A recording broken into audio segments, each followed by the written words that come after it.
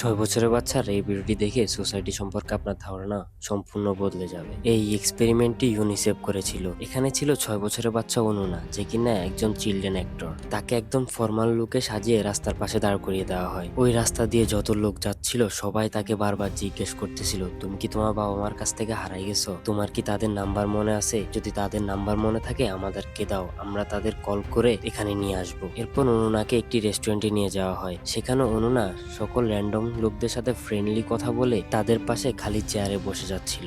যত লোক ওখানে ছিল, অনুনা তাদের অপরিচিত হওয়া সত্ত্বেও তারা অনুনার সাথে অনেক সুন্দর করে ব্যবহার করতেছিল, অনুনাকে আদর করছিল এবং তারা অনুনাকে খাবার অফার করতেছিল।